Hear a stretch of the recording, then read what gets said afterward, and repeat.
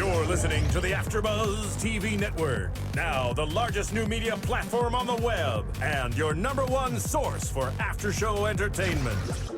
Very good, Keith Johnson.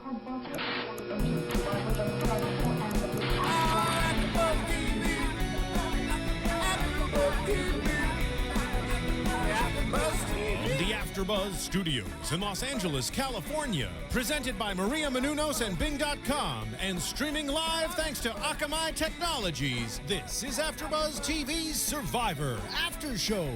We'll break down tonight's episode and get you all the latest news and gossip.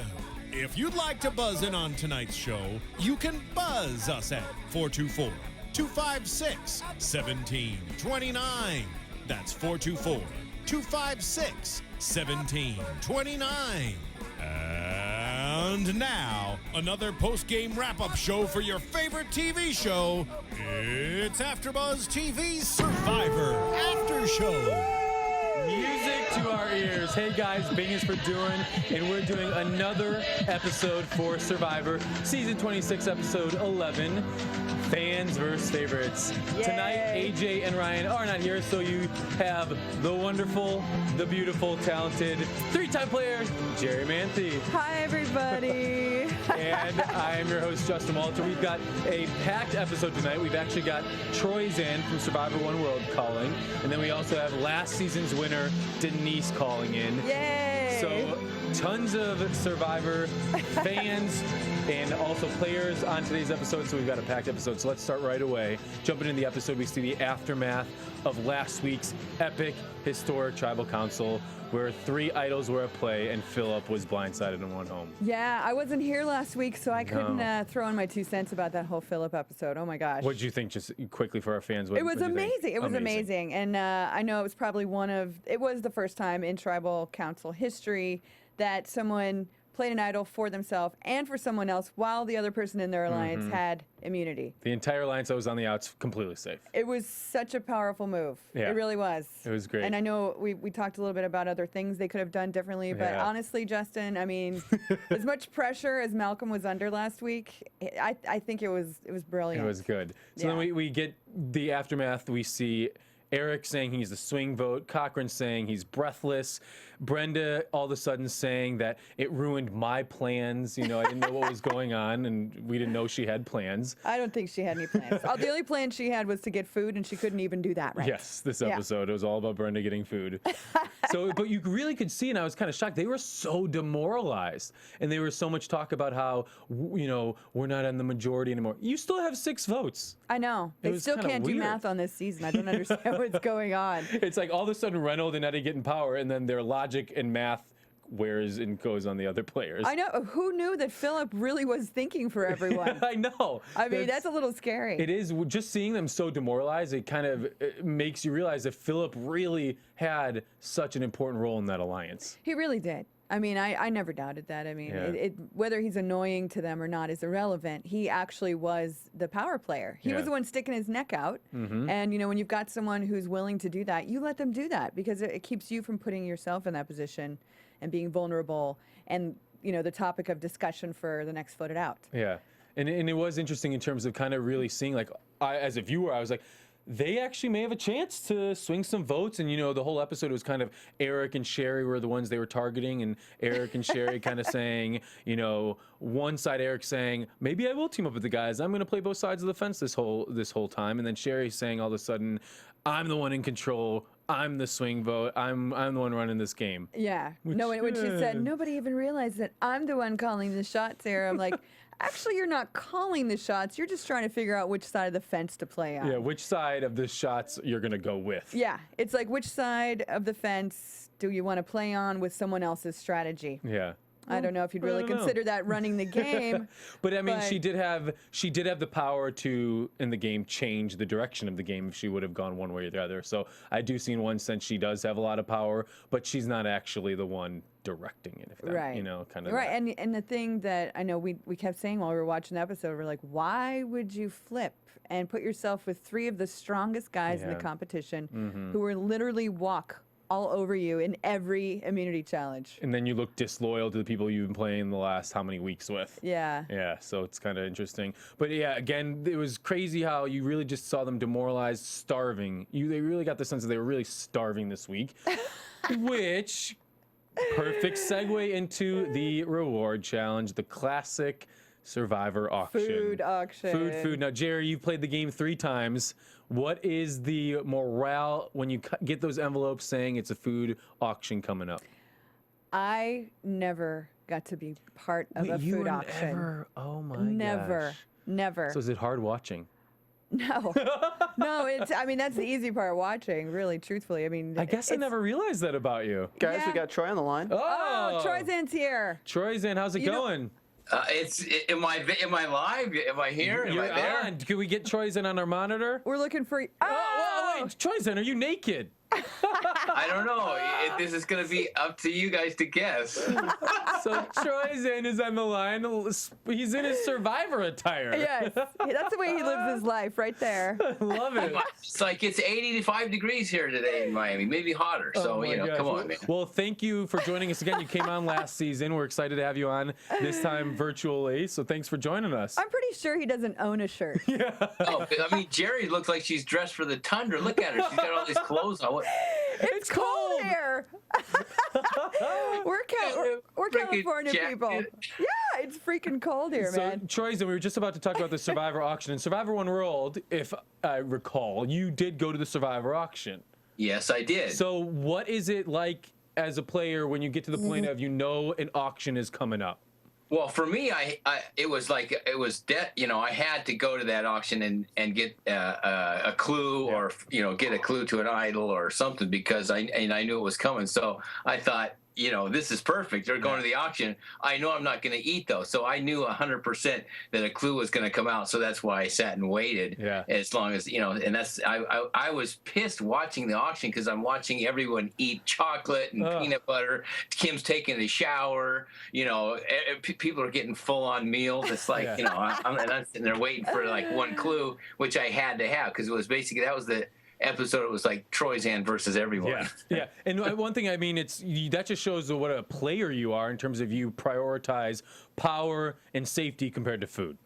Yeah. Well, yeah, which I was surprised that How dumb the people were this I'm surprised that Malcolm didn't try to he didn't understand that there would be a clue like did, that though. for a challenge. No, he did. Before they went to it, he even said right to the camera, he said, I'm going to have to hold out on not eating any food because I'm going to need that money. There's going to be a clue. And he was the first person to jump off the bench for $20. I know. I almost tweeted out like, "What are you clueless?" But then I realized, okay, he did get the idol. He got clue. He kind of got lucky that nobody else went for that hidden information. And what the hell was that? I mean, Really? it's it's going to be information to a hidden idol. Yeah. Come on. If Yeah, someone- I'm surprised that guy didn't stick at I would have stayed up all night. I would have been there at 1 o'clock, 2 o'clock in the morning. I would have done something to Andrea. Seriously, like she couldn't have lasted. I would have sat there forever digging. I would have digged in a different spot, have her follow me around like a dog. I'm like, what? Knowing that you have that clue and you know exactly where it's at. What's the big deal about her finding out? Yes. That's the thing too. Like, okay, you need to find it. She's there. Big whoop. And last week, what did he do? He found the clue right in front of Andrea and Dawn. Just dig while she's there. She's not going to come in and snatch it out of your hand. Wave it in front of her face if you find it. I know. I mean, unless we didn't see something where he was so nervous that she would somehow find it too. But like, why? I mean, at that point when you don't have it, probably you're going home. You're targeted. You're the biggest target, dude. I mean, I'm like, Jesus, I would have been there. I just wouldn't have left. The only thing I can think of is maybe he didn't want her to know the general area it was in case he could go back. So well, then he could go dig some. I would go dig someplace else, Throw her off. until she tired herself out. I would dig there for 4 hours until I'd look at her like she's gonna tire herself out. I mean, I don't care. I mean, if there's an idol there, Jesus. Yeah, do not. Troyzan, we see you're wearing pants. Oh, You're not naked. I thought you said you know, junk. I mean, come on. I had to have respect for Jerri. She's married. Yeah, I know. Thank you. She's just thought we saw your junk.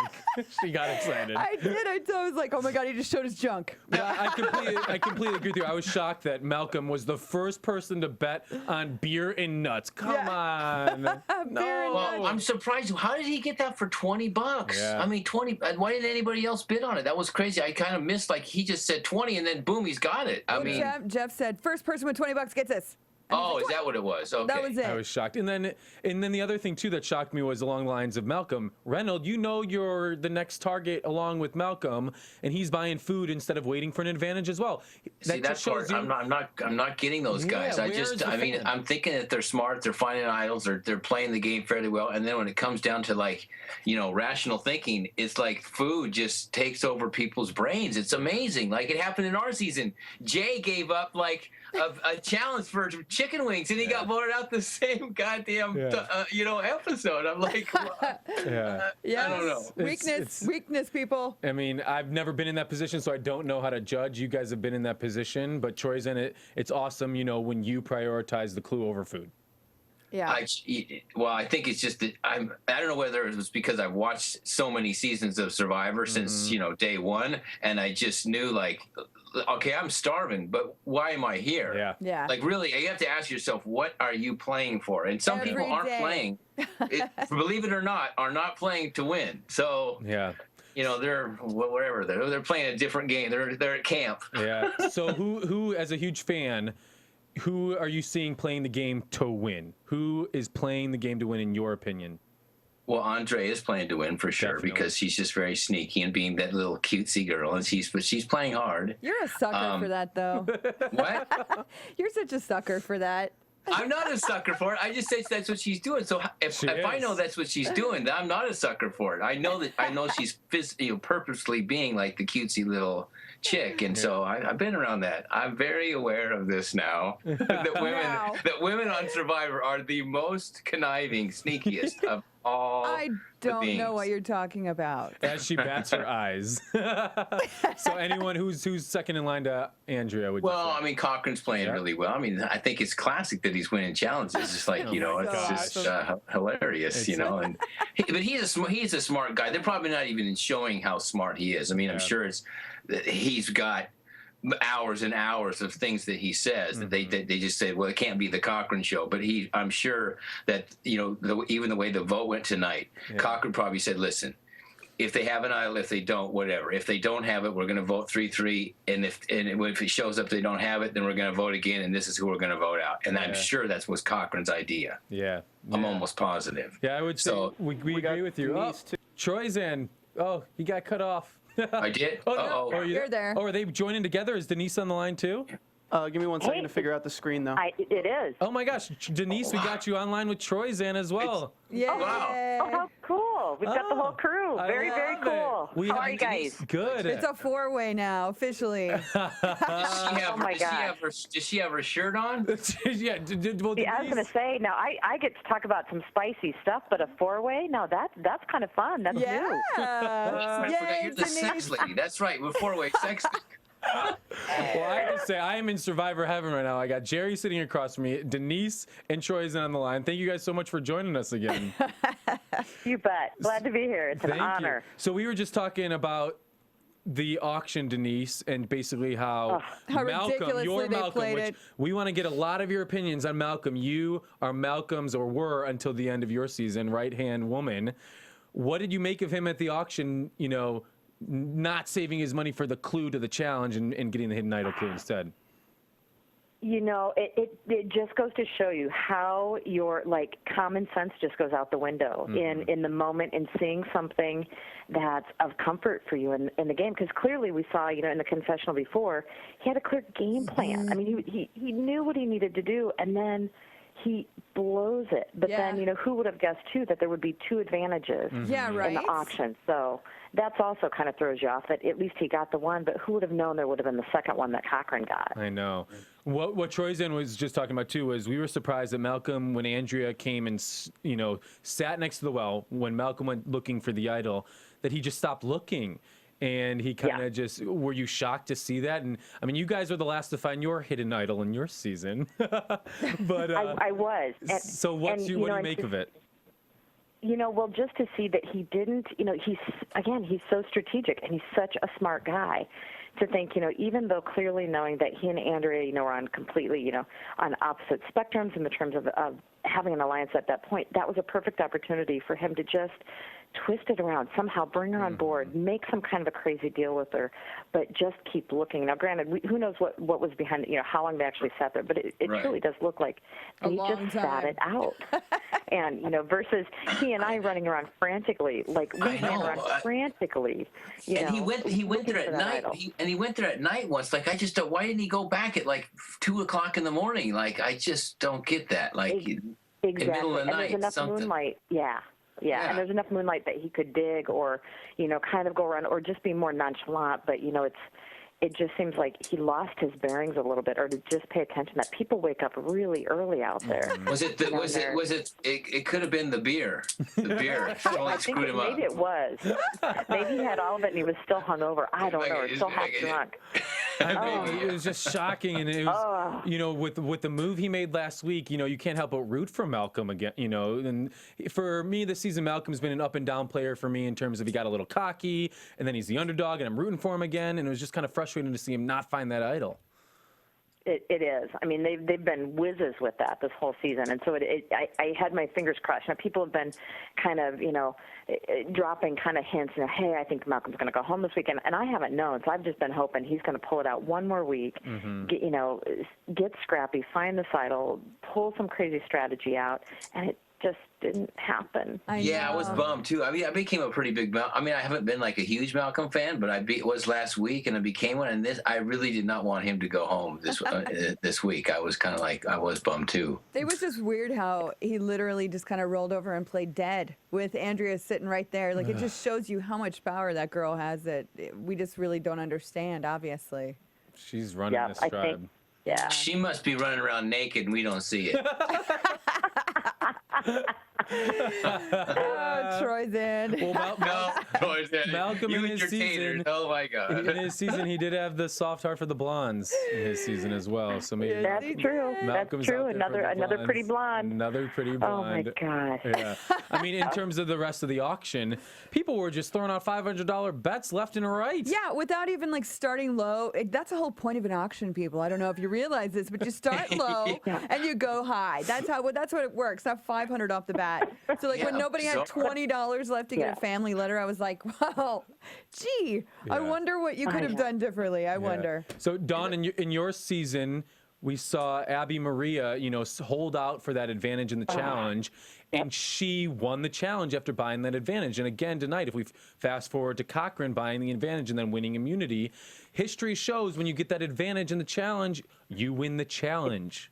Yeah, it's huge. And you could see the look on his face through that auction. I mean, I knew from the start of that, he is not bidding. My daughter and I were watching it. We're like, he's the only one not bidding. Cochran? He's the only one sitting there. Yeah, Cochran didn't bid, I don't think, on anything until that came up. I'm like, because he's incredibly smart. I mean, he's a huge student of the game. Yeah. Stupid me, when I was out there, I paid $500 for freaking pancakes. Just like Jerri and just like Dawn. I was just as dumb. But okay. But, so here's Cochran. Well, in hindsight, you won though. Denise, lucky. It didn't affect so I you can at all. say that was a really good plate of pancakes. But at the time, stupidest move I could have made. I was just going to say, were they worth $500? In hindsight, they really didn't taste that good, but the maple syrup was great. It was awesome. I mean, it really, in the moment, I was sipping that like it was champagne. It was so good. Yeah. But, And in hindsight, it could have blown everything. It could have, but you did all right. Okay, but here's a question and kind of a concern. If they're so hungry that their rationality has gone completely out the window, and now they're sitting with this huge bowl of the one thing that we crave more than anything in any other Survivor episode. Everybody always craves peanut butter, and now they're putting it over each other's faces? I was gonna say, what's that? What was that? Is that so they could take it home? They said I mean, a peanut butter That's facial? exactly what I think. I think they were just smearing it every place so they could scrape it off. I mean, I and was eat like, it later. is this like That's some the kind only thing I can think of. some island spa that we don't know? Like, Oh. Our but feed then went they out. kept it on their faces. It's Yeah. like, why didn't they take that off and eat it when they want to save it for like dinner? Like they want to have an appetizer. Then okay, here's lunch. yeah. Here's dinner, and then here's a late night snack. I mean, what? That's crazy shit. It was. I mean, it was this. That's true. In the confessionals, it was still all over their Yeah. faces. Yeah. Like, oh, I'm like, truly, eat like it. scrape it off. And even I mean, Eat it, come on, people. yeah, I mean, Brenda's like reading Yes. her note from her loved one, crying with the peanut butter all just dripping down. It's like it's just like it actually didn't look like peanut butter. It looked like they had some problems at the. Well, she preferred salted peanut butter. They need, it looked like the aqua dump that they missed or something. gosh. Right. Yeah.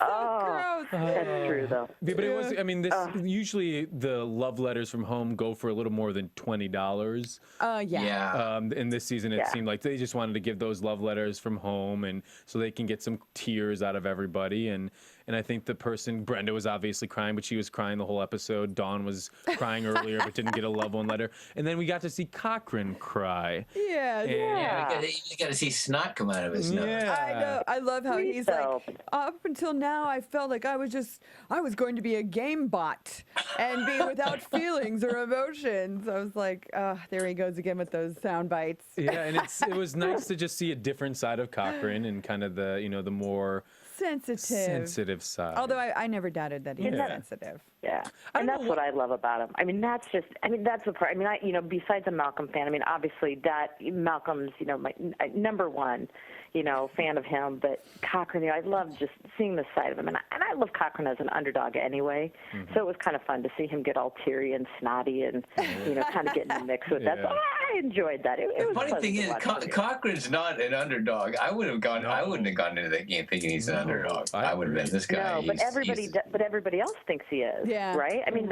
you're right. He gets underestimated completely. And I think a But, lot of it. it's like people thinking he's on the bottom now. Yeah. He's so not on the bottom. I mean, not even close. Yeah, and I think But- a lot of it just has to do with his physical appearance and kind of his personality being the dork, or being the nerd and the survivor geek. Because when you have the smaller stature, not as big of muscles as the other guys, and you're the survivor nerd, everyone just looks, oh, it's Cochran. And it is true because if a big guy makes a suggestion to things, they think, oh, this guy's trying to be a leader. He's trying to tell me what to do. It really, I think it does make a difference. If there's a big muscly guy making suggestions, everyone thinks, oh, we got to get rid of him. This guy, he thinks he's too much. Cochran can say the exact same words. It's just the stature and the way that he says it. Yeah. It comes out different, and people take it differently. Yeah, which Yeah. is his advantage. It's kind of disarming. Yeah, Yeah. it disarms them. Yeah. So it works. Troy, is that your pen you keep clicking? Oh, sorry. Stop clicking that pen. It's right in my ear, man. Denise, now a question for you in terms of, we know you're a huge Malcolm fan, and you and Malcolm last season did amazing things together. Did you get a chance to talk to Malcolm before going out there, because he went in as the only favorite this time? That's right. Not anybody seeing your season and nobody knowing anything about him. So did you get a chance to talk to Malcolm before he went back out? I did not. You did I mean, not. truly, once we finished our season and came home, we were in touch, via email a bit, and all of a sudden, then we got the email. I got the email that said, hey, I'm taking a trip, Yeah. wink, wink. So I knew he was going back out, and you had that inkling a little bit, even before we had come home, but I didn't get to talk to him at all. So I only talked to him once he was home. Okay. And I kind of told him, I'm one of those, I really don't want to be on the spoiler board, so I don't want to know. I want to see it just kind of unfold. Yeah. And so even this whole season, I've told him, I don't want to know. I've had kind of this inkling of what's going to happen, but I want to be in the dark. I want to just enjoy it like when I was a fan from season 1. Yeah, I'm So, the same way. no, And yeah. believe me, being around since season 2, there's definitely been seasons where people have kind of alluded to telling me stuff, and I'm like, nope, Don't tell me. I don't want to know. I like watching it with everybody else. Yeah. Exactly. It's just much more fun that way. So, Yeah. but seeing him go out and being the only one, clearly, I was worried. It's just like Russell Hantz. I think he's the only one, correct? I think that's ever gone out that nobody had seen him play before. Amanda. Or is there anybody else? Yeah, the first fans versus favorites, Amanda and James got the opportunity. And Rupert in season 8, a couple people have had the opportunity, and history shows that they make it to the jury. You know, they have a great advantage in going out there without having that. And Russell is the best example of, if they would have seen his season, there's no way. No way. Yeah, if we had known who Russell was when we played Heroes and Villains, what that about would have been totally different. Last episode obviously was one of the most epic tribal councils, and Malcolm played a huge role. So we got to get your opinion, Denise. What did you think of Malcolm's moves last week? We got to get your opinion. It was, Heinz, quarterback, Monday morning quarterbacking, hindsight 2020. As a fan watching the show, I freaking loved it because, everybody's like, well, he couldn't have, he could have waited and, basically surprised them, but it was much more informative, I think, for him or for those guys and for us, as viewers to be able to watch them have to squirm, to be able to watch that alliance squirm and see where some cracks were and who they were going to vote off if their plan didn't go as planned. Yeah. And so, I loved it. And I can't think, there's, a ton of different ways he could have played it. But, I think for him and the kind of player that he is, I think, in his mind, it's kind of go big or go home. And that was, I think, a part of it. And he did. Unfortunately, he went home the next week, but he went big that night. So it was fun. I enjoyed watching it. So I liked the move. Yeah, it made good television. Yeah, I hope he doesn't regret it. Because, sometimes with Survivor, when you get home and you have a chance to really think about things that you did and how you could have done it differently, you spend a great deal of time in a state of regret. And I really hope, Malcolm, if you're watching, don't do that to yourself, man. Because seriously, like Denise said, you went big. You did. You gave it a shot, and it was ballsy. Yeah, it definitely was. Yeah. It was. So in terms of the immunity challenge we had this week, it seemed like another physical challenge that a male would win. But Denise, I should take that back because you on your season won so many physical challenges and just dominated. So I take that comment back. So the challenge. Well, I only won one though, but the one I won was the one that was the most similar to this one. Yeah, it's the same exact thing. That it's one of those challenges that it was great. And the minute it showed up on the screen, I thought, oh, this is awesome, because I thought, okay, either Malcolm, I said, if not, Cochran's got a good chance, Don's got a good chance, because it's not necessary, because it's based on their own body weight. And that's how our one challenge, the only immunity challenge that I won was. And it's like, oh, that was perfect. If you hadn't packed on weight before you came in, you had a better shot. Go in skinny. Yeah, so Troyzan, and looking at the challenge, it came down to Eddie and it came down to Cochran, and Cochran won basically most likely because of the advantage. When you buying one of those advantages in an auction, do you think it gets to a point where it's kind of like it's a given you're going to win immunity with the advantage? Is it unfair, these advantages in the auction? What is your kind of take on? No, I don't think it's a given. I mean, Cochran. He obviously wasn't as strong as Eddie, and in the one I won, it was like I just got an advantage the second round. So I still had to perform. It was like a 3-round challenge where you untied ropes in the beginning, and then 4 people went to the next where they had to bounce coconuts off a trampoline on the targets, and then those final 2 went to a final, coconut slingshot thing where I went against Tarzan. Yeah. So I still had to do something. I mean, it still was like pressure on me to actually win. So it's like I didn't feel like it was the only advantage. It's advantage because in everyone else's minds they're like, oh God, and they start getting paranoid, and that actually helps you to become more calm and knowing that they're nervous, because that's an advantage. If you can make people nervous and paranoid and do anything that you can, that's an advantage. But you still have to perform. So, and I just have to point out that this is probably the only show where you will hear the 2 words coconut and slingshot in the same sentence and find yourself going, that's a really great idea. Well, and fans out there, take note, 3 seasons in a row, Troyzan, Abby Maria, and Cochran, when you buy the advantage in an auction, you most likely are going to win immunity. That's right. Yes, exactly. Take note. Don't eat the food unless you're don't buy food. Damn it, if you are on the chopping block, if you are close, don't buy food.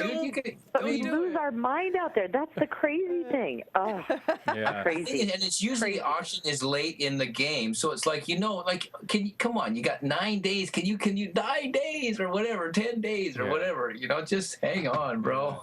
So you're gonna die. After immunity, Cochran has immunity, and then we kind of see the scrambling going on. One of the biggest scrambles was Sherri and Malcolm talking. Malcolm really seemed like he thought he had Sherri. So Denise, Malcolm thinking he has Sherri, what'd you make of that? You know, initially I even thought he had Sherri until you start seeing that confessional. But Sherri is just really, again, much smarter than I think people give her credit for. And she keeps weighing out the benefit. And I think she knows, you know, if she goes in with that bro alliance, you know, they're going to keep her for a while. But she's, you know, Malcolm would be smart to say, okay, well, maybe take her along. But she's got all this testosterone that's going to override that and think we've got to keep this bro alliance, and they're going to cut her. Yeah. So I think she's smart enough to really weigh out truly where is she best off, and is now the time. You know, it really only takes, you know, the game, it's, you know, it's strategy, it's luck, it's timing. I mean, and it just takes one move to make that work for her. And I think she's really weighing it out that it wasn't the time. And I think, honestly, I think Malcolm was just hopefully had her. You know, I don't know how well the guys had worked on Eric. Yeah. I'm still wondering, why is nobody talking to Brenda? Because Brenda doesn't talk back. Brenda. You know. A miracle she spoke this episode. A miracle. I know. I know. She's talking finally, but all she's doing is bitching and crying. So I'm like, oh, great. I know. Oh, no. Can I do my impression of Brenda at the auction? I don't know. I don't think I should play the money. I might lose it. I don't think there's anything under there. I don't really know what I'm going to do. Oh, okay. I'll give you $200 for pig brains. At least she ate it. Part of it. I feel bad.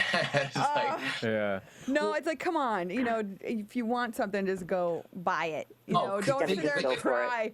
if I didn't win anything and they brought that bowl of peanut butter, the share of the peanut butter thing, I'm not going in there with one finger. I'm going in there with like a freaking hand. Like I'm pulling out a hunk of peanut butter. Like I don't care. Yeah. I would have said, like, I ain't sharing this. Yeah.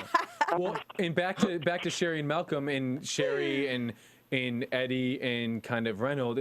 To me, it was just a little too late. You have Sherri, Eddie, and Reynolds who have been in the game on the same tribe the entire season, and they've been at each other's throat the entire season. I think if once that merge happened, Eddie and Reynolds would have maybe patched things up with Sherri at that point, planted the seeds and nurtured them. Maybe she would have really considered it. But this is so late in the game for Sherri to go to the two people she's been after the entire game. No, and I mean, the thing is, like, I kept weighing it back and forth, like, what would I do if I was her? I could totally understand wanting to go into an alliance that you would be, at the bottom, but you'd be on the bottom of 3 other people, as opposed to the bottom of 6 other people. So it's, I mean, I can see why she thought about it. Yeah. But I don't think you could win any challenges against those guys. I don't know. Unless you take your top off while they're doing the challenge and throw them off. We do say that Sherri looks like Sandra Bullock. She does. I said the same thing to my sister. Like on watching, like that girl looks like Sandra Bullock a little bit. She does. Yeah. So then, moving on from Sherri, what do you guys think of Eric's game? I mean, in terms of he voted for Philip last week, he's been flip-flopping a little bit. What do you think? Was it smart for him to stay with the women, which in fans versus favorites, the women were his demise, or should he have broed up and gone with the three bros? You know, I think, again, he's weighing it out. I mean, last week I was hopeful, like, that hopefully here was going to be the swing vote with Eric. But, you know, I think Dawn, you know, and whether or not it's that motherly guilt or, I mean, Dawn was working on him. The motherly guilt. Hey, I'm trusting you. It is, and there is merit to motherly guilt. I mean, it works. All mothers have done that to us. They're like, oh, don't you think you should call your father on, on his birthday? Don't you think you should go to church today? Like, oh, Mom. Exactly. And so it worked. So I think if he was thinking about it, I think some of that guilt got in there again, strategy and him, you know, flipping. I mean, he, again, in the confessional, he was saying, you know, right up until that moment, he wasn't sure, you know, it could change even at tribal. And I think Eric is, unfortunately, he's just not, he rides the fence all the time. That's because he's not 100%. Yeah, he's not 100% sure of himself, and I think it goes back from last time he played, that he's like, I can't afford to look stupid again. I cannot make a bad move. What do I, I'm going to go here. Now I'm going to go here. I'm going to go here. What am I going to do? Yeah, he's got quite a reputation behind him that I'm sure he's trying to figure out a way to redeem that some way this season. So he's probably very trepidatious because of that. Yeah. But Absolutely. yeah. Well, it's just like, as a fan, the thing that frustrates me about Eric, I know he's a huge fan.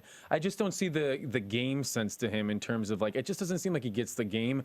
Okay, Eric, where are you in that 6? You know, I mean, I guess from our view, we clearly kind of see he's at the bottom. Maybe he doesn't realize that, and we don't know what other conversations are going on. But it's kind of just like, Eric, do something. Come on. I don't know.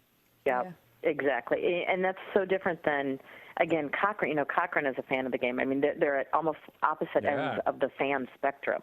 You know, it's like, Really wow, good you know, point. student of the game versus just kind of floating in the game. Yeah, I've never even kind of thought about that, how they're both huge fans, but then you have Cochran, who's actually the gamer, Eric, who's kind of just letting the game happen, you know?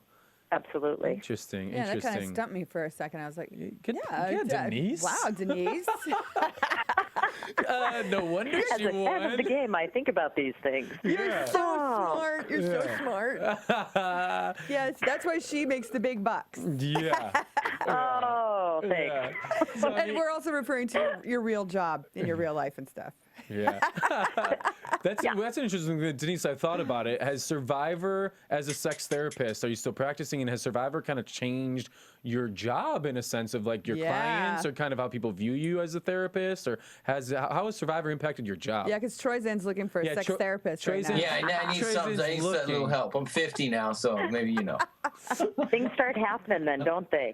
You don't know. No, they don't. They do, don't you? Or they stop happening. Yeah, and he's Skyping us half naked, so so how has it changed kind of your job, Denise? But you know, truly, it didn't. I mean, I came back. You know, we got back from our season, and I went back to work. You know, literally 3 days later, I was back in the office. Wow. You know, so I never stopped. I mean, it was, other than the time on the island, you know, that was the only time I stopped practicing. So I went back. I'm full time.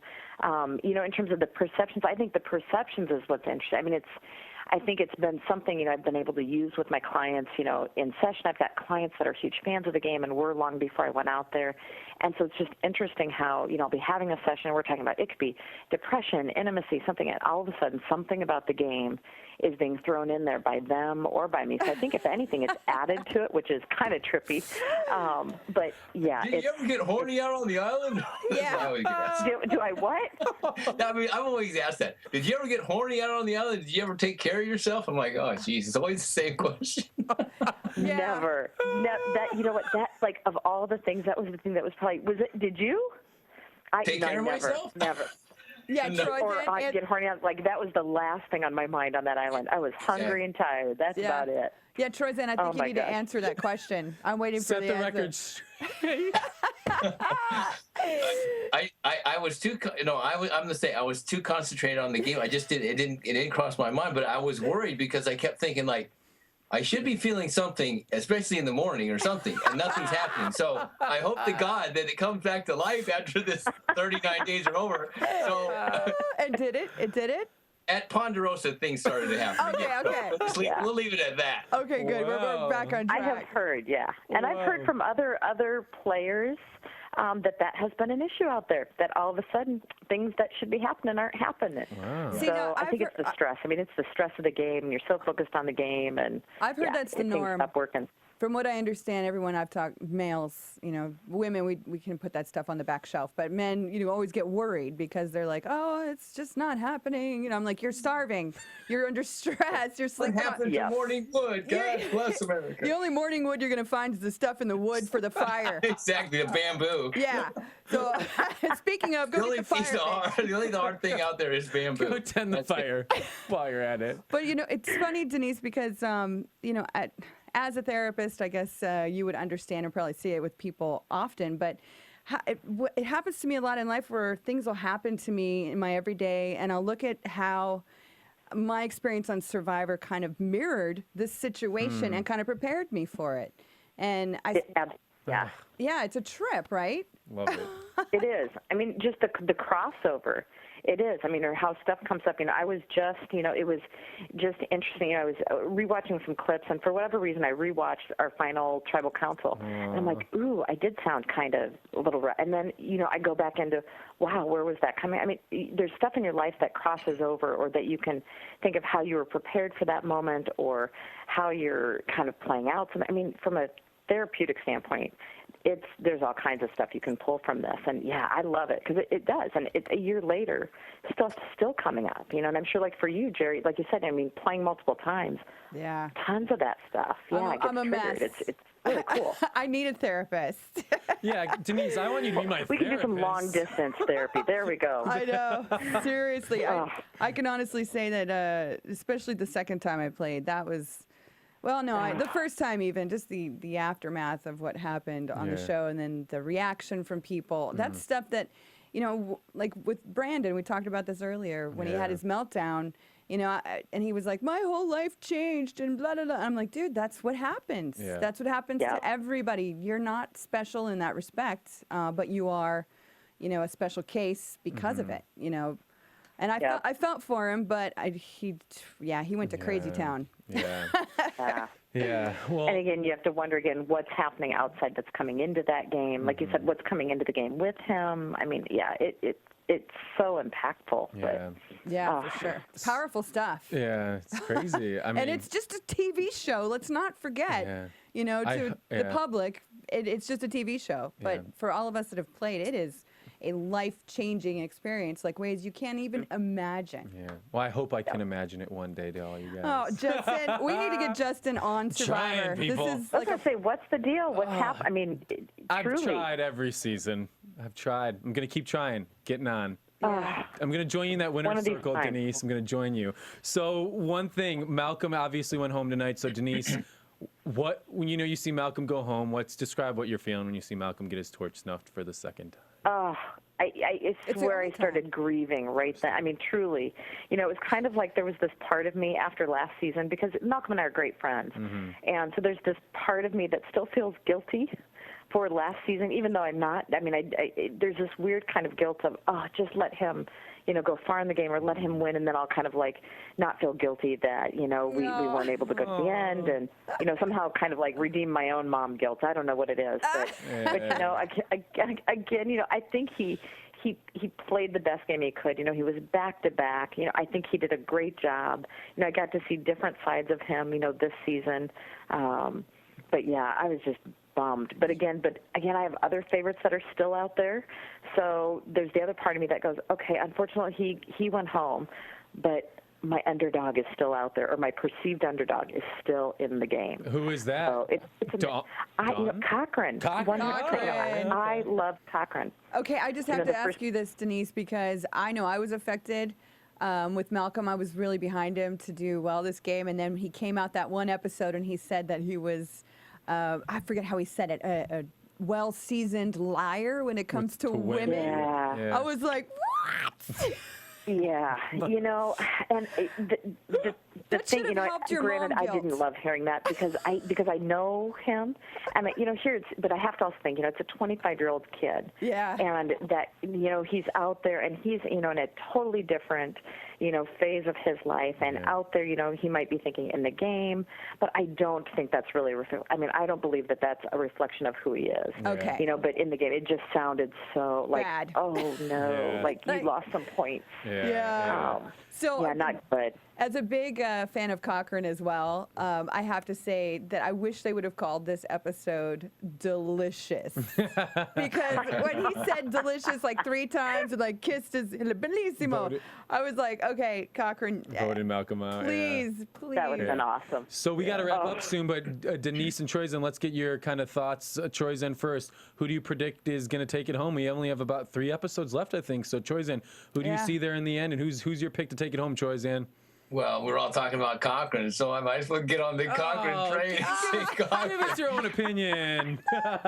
So Cochran? I mean, if Andrea, if she wins, I'd be happy to see her win too, because then maybe I'll do a photo shoot with her or something. What is that?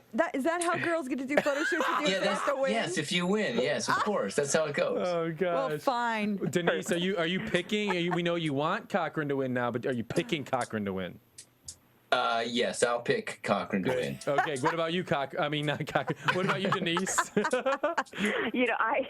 I'm definitely not Cochran, but I think one of either it's got to be that married couple between Cochran and Don. Yeah. One of them. I don't know which one, but it's going to be. I think it's going to be like with Malcolm and I.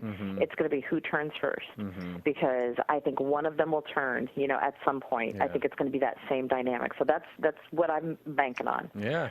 Well, thank you guys so much for joining us. It's been awesome talking to you. Yes, we love having you Thanks, in. Awesome. Thank you so much. And we look forward to seeing how the rest of the season unfolds. Call in anytime. Yes, All please right. come Hey, back. thanks. It was great. It was great being here. Yeah. Thanks, guys. Talk to you later. Bye, Denise. Okay. Bye. Bye. Oh, they were so fun to have on. I know, I miss them so much. I wish we all lived closer because I would totally hang out with them. And there's a handful that I would actually hang out with on a regular basis if I could. They're awesome. So great to get their opinions. So Jerri, we got a few episodes coming up. Who are you predicting to take it home? Gosh, I don't know. I mean, it's been flip-flopping between Dawn, who we saw in total power, and then she kind of lost it, and then Andrea and Cochran. I don't know. One of those three. I think it's one of those three. Yeah, I'd be happy with any of those three. I would be happy with any of those they three seem as to well. be the key players that really are playing the game to win. Yeah. AJ, take note. If Brenda wins, I will not be happy. She's not going to win. She's not going to win. You're okay, Justin. But yeah, so fans out there, we love having you give your opinions. Go to iTunes, rate us, and tell us who you think is going to win this season. So thank you guys for joining us for another fun after show. Before we end the show, I want to go ahead and give a shout out to Jason from DC, who called in before the show, and he said, he was rooting for Malcolm and Cochran, and of course now that Malcolm is no longer with us, who are you guys really rooting for right now? And of course, you've already talked about who you want to win, but and so we obviously had Troyzan and Denise, so we didn't really get to take fans' calls this episode, which we apologize for, but. Thanks for calling in, and I think it's like we said, one of those three is going to win: Dawn, Cochran, or Andrea. And did Ryan say he was going to call in? Oh, he did, but I don't think he's making it. Yeah, he did. Well, Ryan will have to get your gossip next week. Yeah, Ryan apparently has some really juicy gossip about Brenda. About Brenda and what happened on the island. So tune in next week to get Ryan's gossip. Well, thank you guys for joining us for another after show, and we love doing it. So. As we always say, buzz you later. From Bing.com, executive producers Maria Menounos, Kevin Undergaro, Phil Svitek, and the entire AfterBuzz TV staff, we would like to thank you for listening to the AfterBuzz TV network. To watch or listen to other after shows and post comments or questions, be sure to visit AfterBuzzTV.com. I'm Sir Richard Wentworth, and this has been a presentation of AfterBuzz TV. Sure. Buzz way to go, Justin. you later, we were premature. The views expressed herein are those of the hosts only and do not necessarily reflect the views of AfterBuzz TV or its owners or principals.